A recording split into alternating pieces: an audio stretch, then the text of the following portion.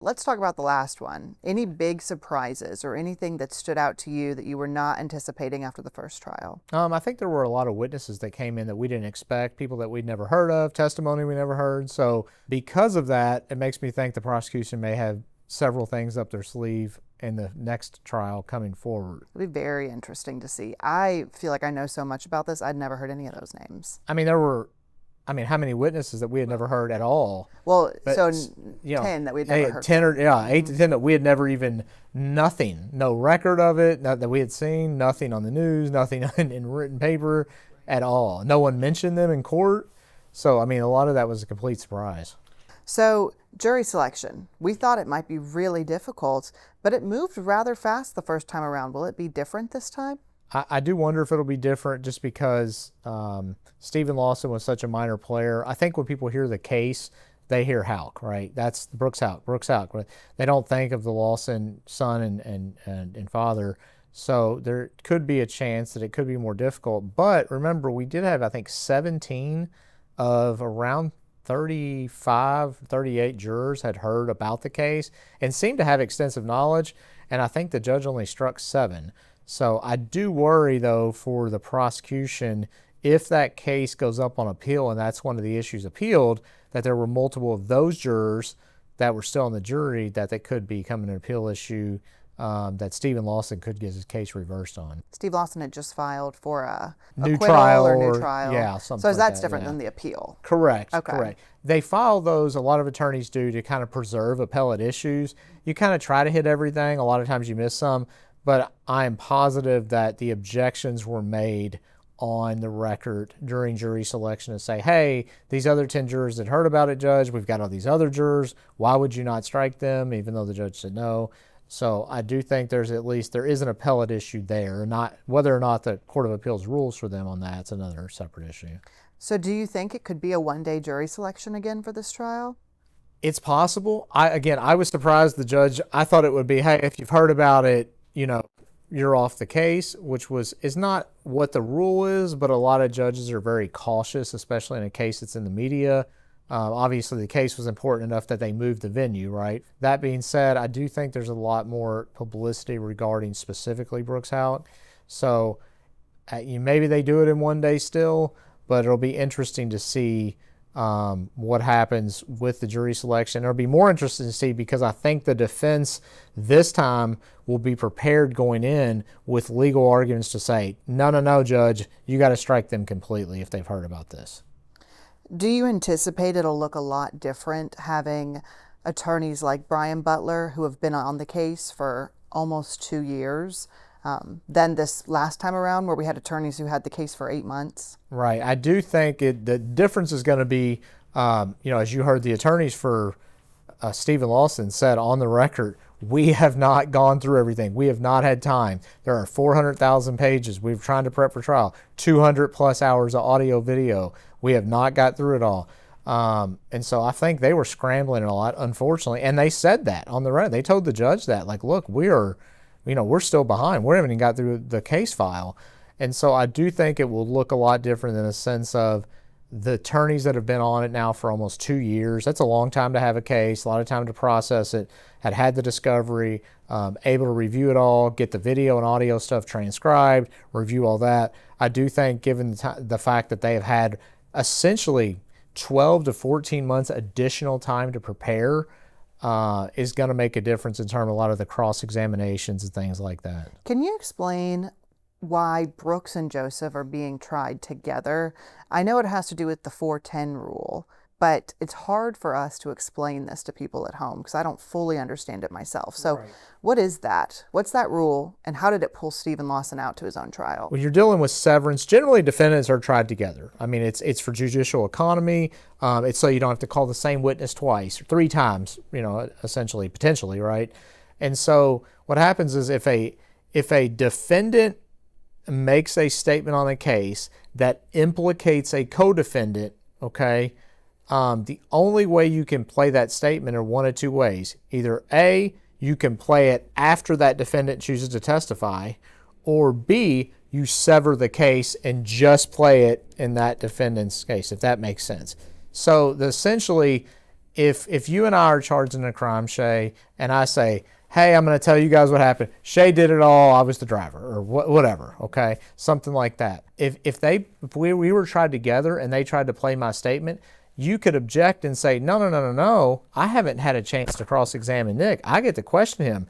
The problem is you can't, Shay, your attorneys couldn't force me to testify. So it becomes this cat and mouse game of we can play the statement if the person who made it testify, if that makes sense. But if they don't, we have to sever it out.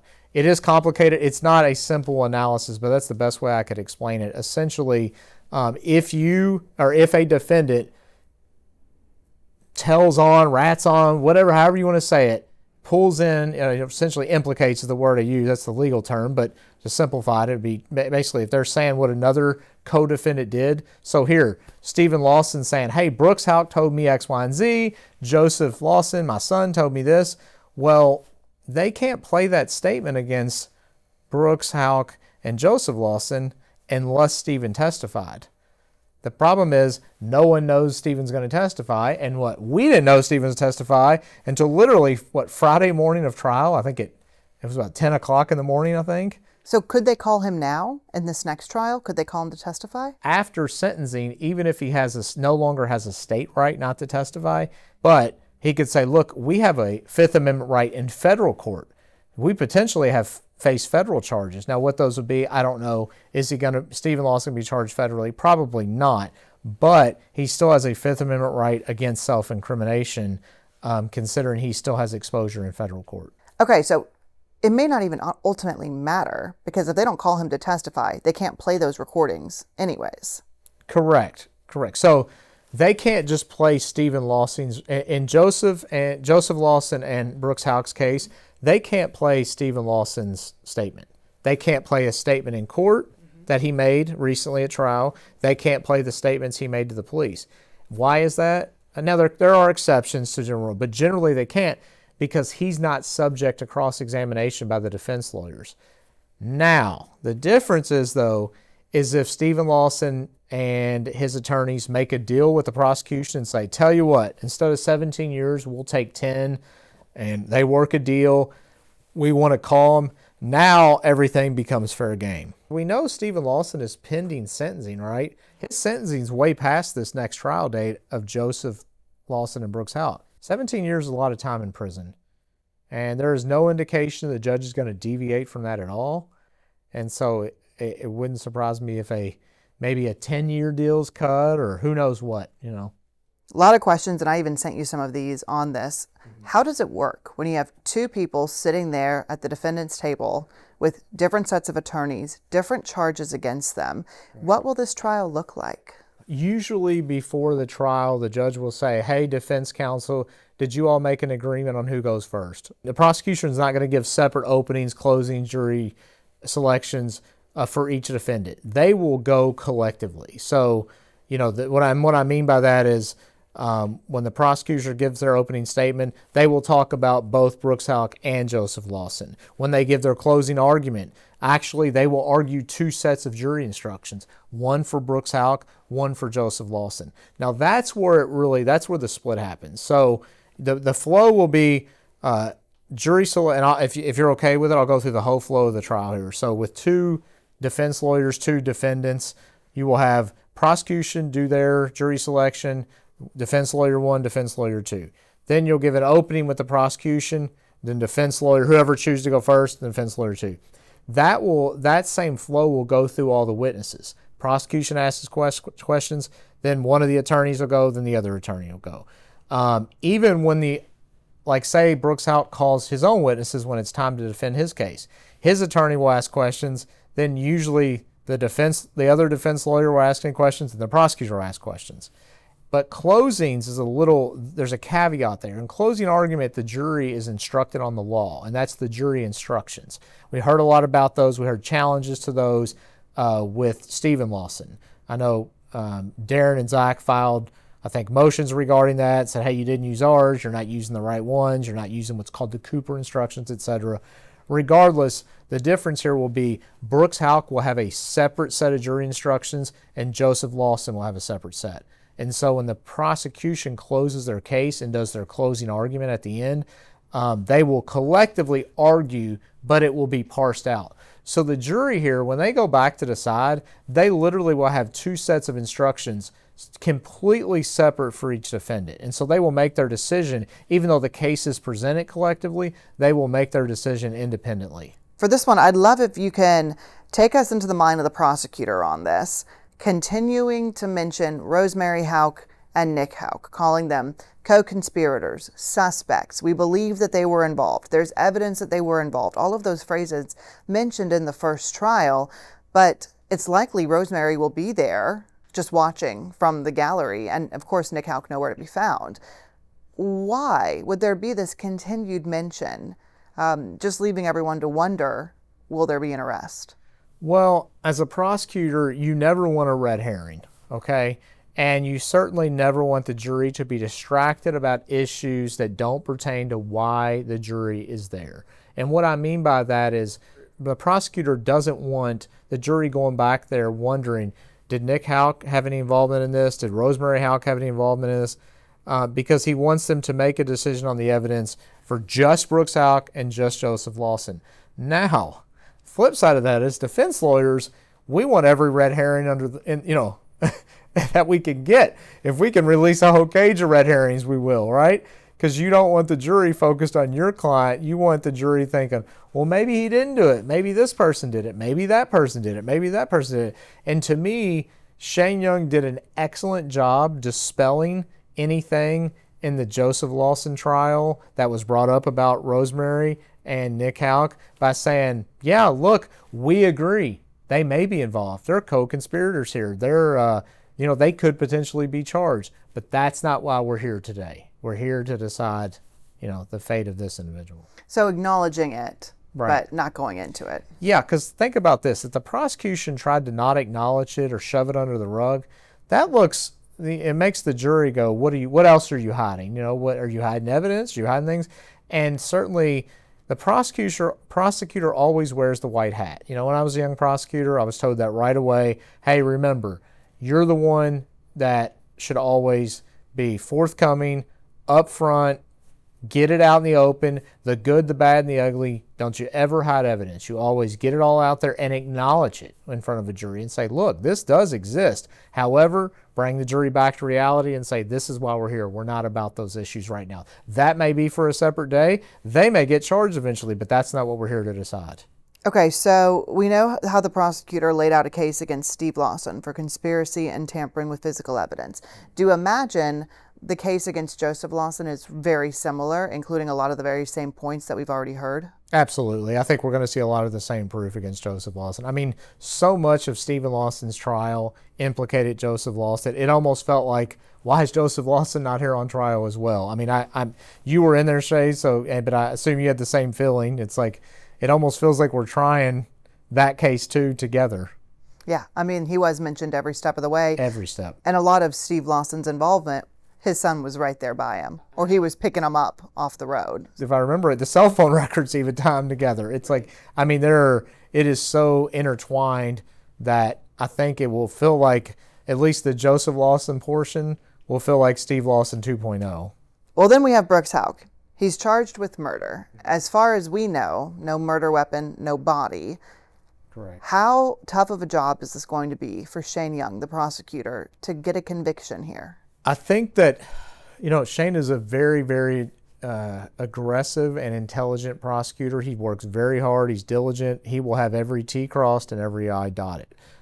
Generally in cases, with homicide cases, when you don't have a body, it makes the how and the why and the where, all of those things become significantly more difficult, and allows the defense to say, look, they don't even know she's deceased. She may be living in the Bahamas on an island somewhere. We don't know. They can't prove that. They've not shown you how she died, where she died, when she died, who she was with, that type of thing. And so it does make it substantially more difficult. Murder weapon, not so much, in the sense of, if we had a body, we would be able to, usually forensics can kind of tell us how someone died. So at least we have an idea of, was it blunt force trauma? Was it a knife? Was it a gun type of deal? But certainly, if you could have if you have a weapon, you don't really know if that weapon was used or not unless you have a body. Does that make sense? So really, without a body, a weapon makes no sense. Wouldn't be helpful anyways. Yes, correct. Because Brooks Houck could have knives, guns, swords, grenades at his home.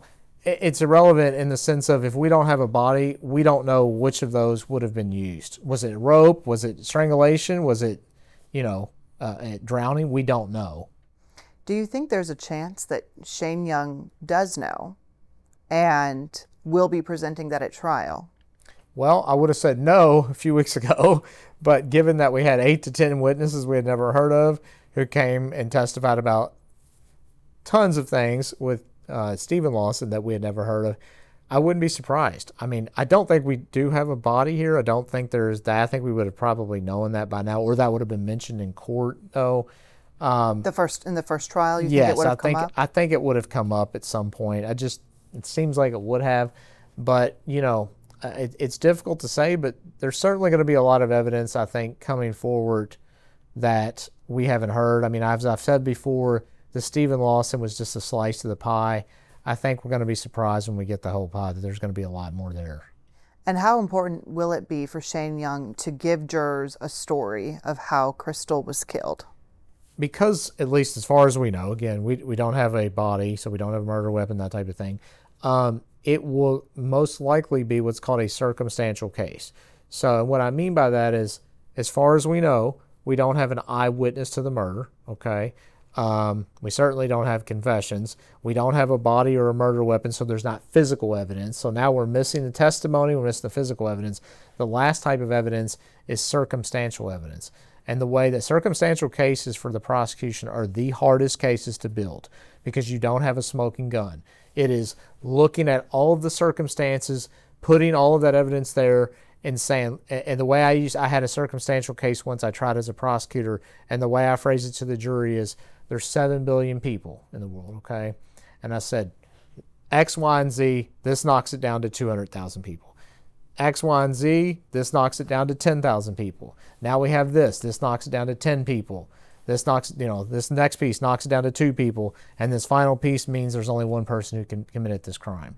And I think that Shane Young will probably follow that same model, and a lot of that is going to be, look, he was with, Crystal Rogers was with Mr. Houck up until this point, and, we have, I assume, they'll put on proof about the car, the phone records, things of that nature, and then she goes missing, really immediately thereafter.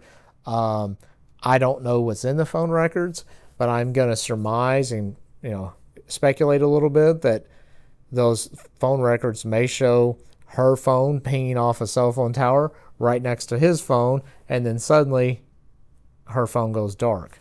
And so, you know what I mean? That's where you start to kind of paint that picture of like, look, the last time at least we know her phone was pinging, it was in the same tower that his was.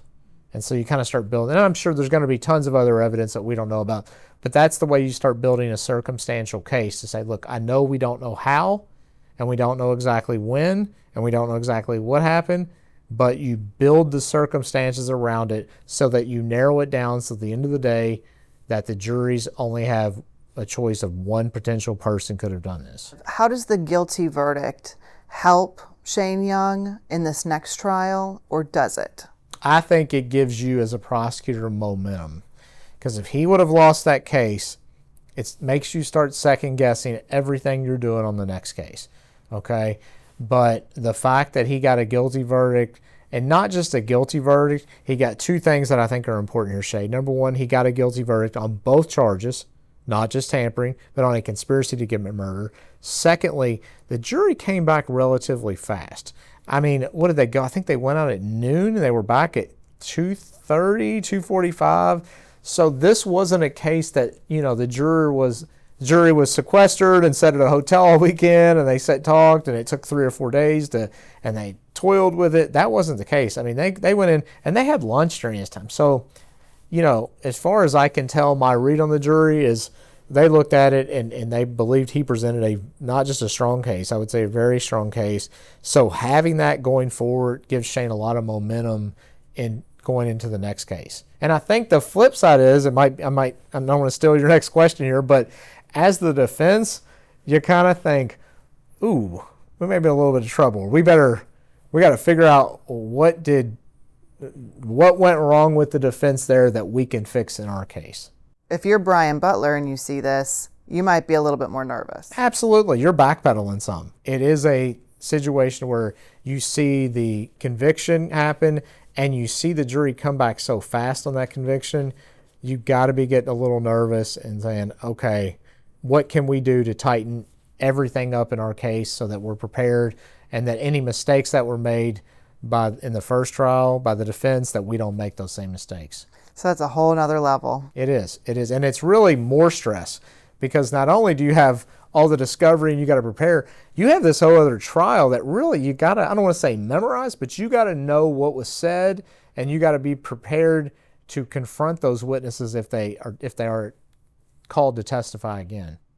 From your seat, of course, you'll join us every day during trial with Doug, breaking down what happens. What are you most interested to see? What are you watching for this time around? I'm more interested to see how they build this circumstantial case. I mean, I have an idea of how they're going to, but Brian is excellent. I mean, I've mentioned this to you before. He's the smartest guy in the room. I mean, he writes very well. He argues very well. He's very intelligent. He can come up with creative arguments. He's very good on the fly. Same thing about Steve Shoring. Steve is very likable. The jurors love him. I think it's a situation to where I'm more interested in how they build that timeline of, okay, this is the last time someone outside of this case saw her. This is when she went missing. How are they going to fill in those gaps?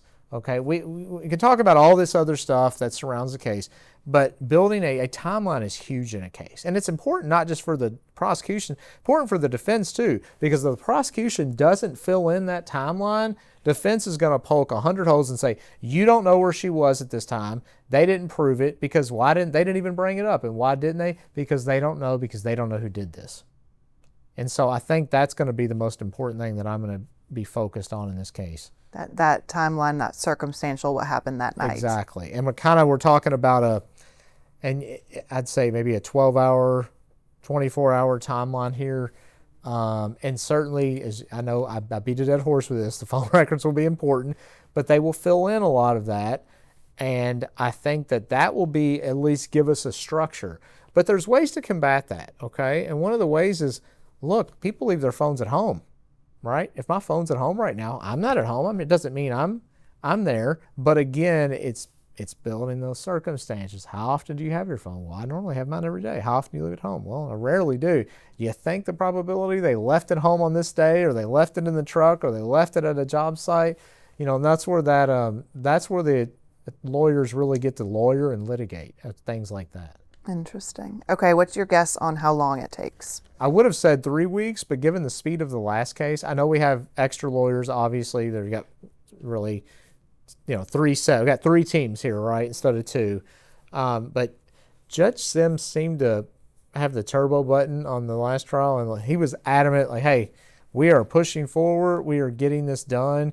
And also, I did notice that, you got this 400,000 pages of discovery, all these hours of video and audio. Shane Young did an excellent job of paring the case down, because sometimes a case can go on too long. Case goes on for a month, jurors forget what they heard, and they get, you know what I mean? They get, well, hold on, maybe we did hear that, we didn't hear that, so they forget things, and you don't want that as a prosecutor. You want to be hyper-focused and pared down, so I'm going to guess they are closing on July 3rd. Could be wrong, but maybe into that 3rd week potentially, but I'm going to say at this point July 3rd.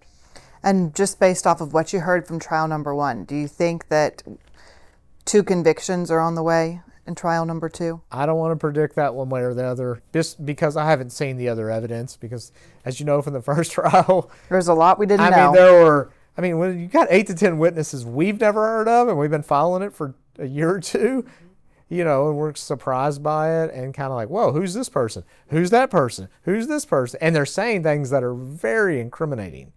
I mean, there were things that were said in that Stephen Lawson case that they weren't just in the wind, or well, I saw him this night, or I saw him drive by. There were some things that were very incriminating and important and key to the prosecution getting a conviction. So I think I would expect more of that, but I don't want to predict. I never know what a jury's going to do, and you have excellent lawyers here, so it's hard to say. You predicted that Steve Lawson would take the stand based on everything that had happened that week. What do you think about Brooks Houck taking the stand? I think we got to wait to hear what the proof is, and at least kind of get an idea from the opening statements what the defense is going to be. I know I told you all that Thursday night I said he's got to testify. He's got to testify, and I think that was partly just because at that point the evidence kind of got overwhelming against Stephen Lawson. That at that point he had no reason not to testify. It's kind of like if you're going to get convicted, you might as well go down swinging. You know what I mean? My thought was to play it off like, look, I was just following orders. I didn't know what was going on. I'm just a simple man. He's not paying me much. And so that is why I said I would have called him, and he did testify.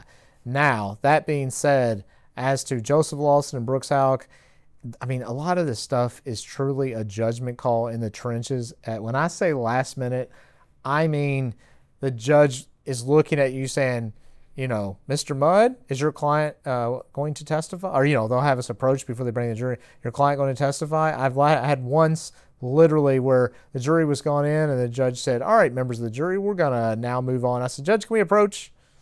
And he said, yes, sir. And I said, my client would like to testify. And he said, Mr. Mudd, you said he wasn't going to. And I said, Judge, my client would like to testify. I said, we're still in time to do it. And the client testified. And so it can come down can come down to literally like a 15-second, yeah. That will be something.